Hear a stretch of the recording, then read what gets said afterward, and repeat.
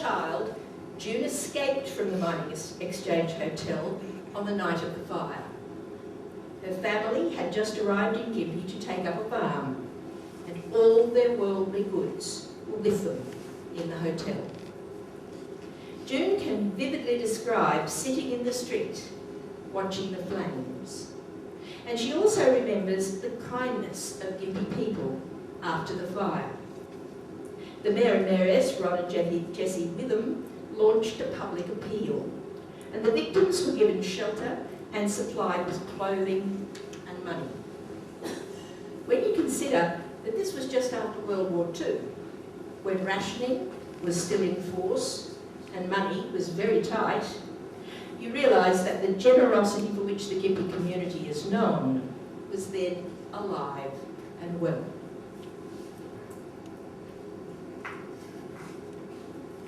June donated that photograph. It's a snapshot of the hotel after the fire.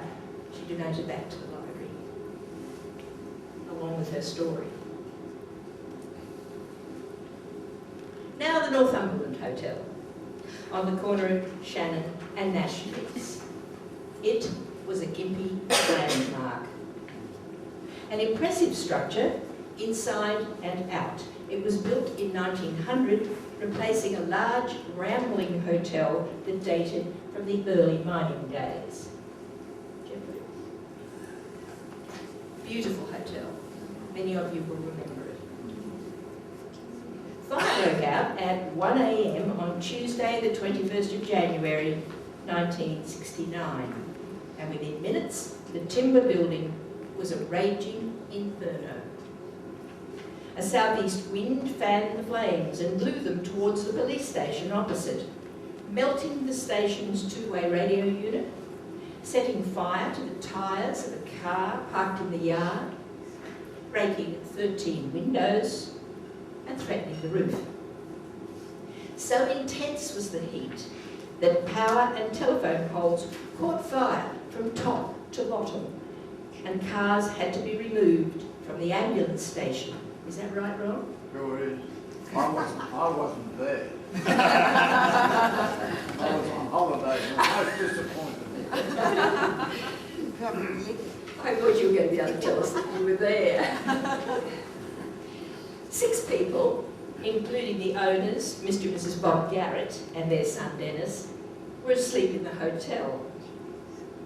The hotel and its furnishings were insured, but the Garretts lost all their personal belongings and the hotel's bar stock. At the height of the blaze, sparks flew high into the air, and the glow was visible from as far away as Karoi. Jeff's Auntie Millie Steele described a large piece of burning lino that floated from the fire and landed in her backyard in Pine Street. And I think you'll find that most people who lived in Gympie at that time have a story to tell about the Northumberland fire.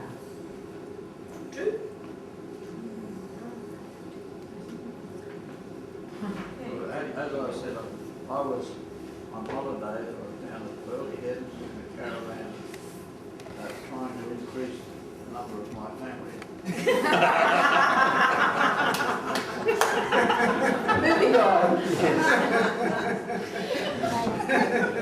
The most recent hotel fire, which many of you may remember, destroyed Tattersall's Hotel in Lower Mary Street.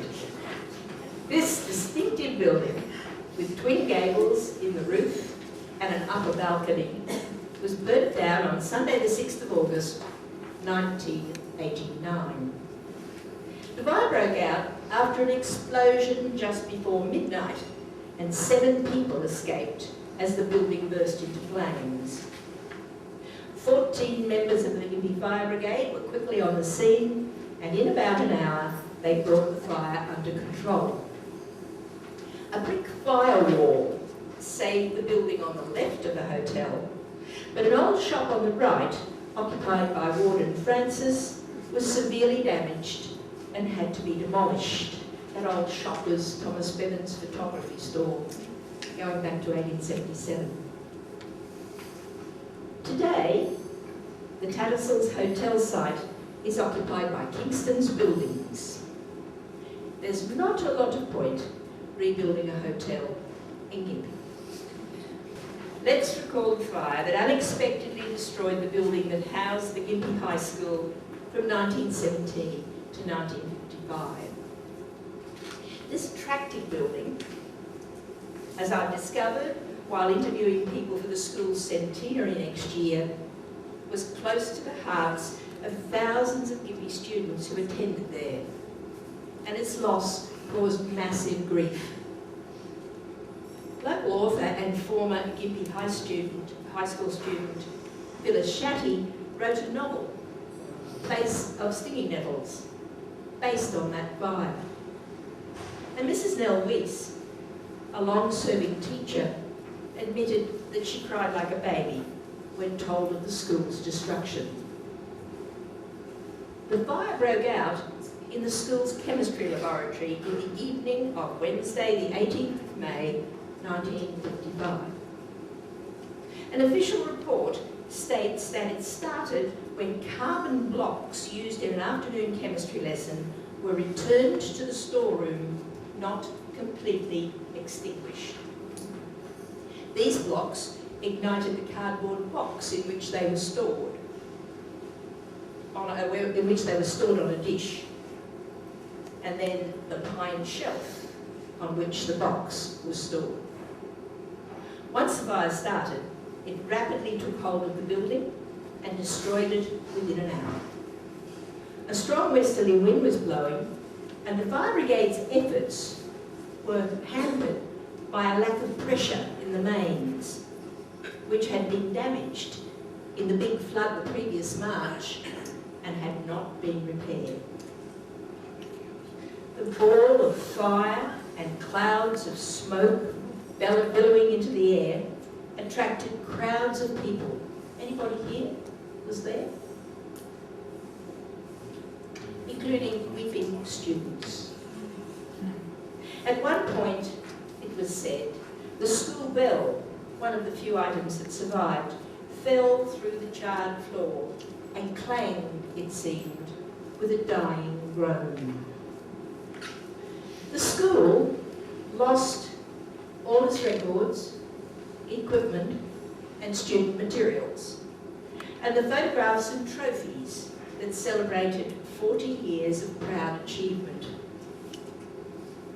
But the Gympie community and the Department of Education rallied, supplying students with the textbooks they needed to study for their exams and finding temporary accommodation so classwork could continue. The principal, Harry Pegg, was praised for his leadership in trying circumstances. Speaking to 550 students on the Monday after the fire, he quoted the school motto, reminding students that gold from the mines had to pass through a fiery furnace before it became the glittering metal known to man. He urged them to work as they had never worked before. That must have been true, because Val Wigsell, a past student, wrote of this event. The fire came and everything changed. Yet in many ways, nothing changed. Despite substandard situations, the teachers and students kept working doggedly towards preparing for those all-important external examinations, junior and senior. No one complained, because there would have been no point in doing so. And besides, in those days, it wasn't the done thing to be a whinger. An extensive set of new buildings has arisen in the grounds of Gympie High since the fire.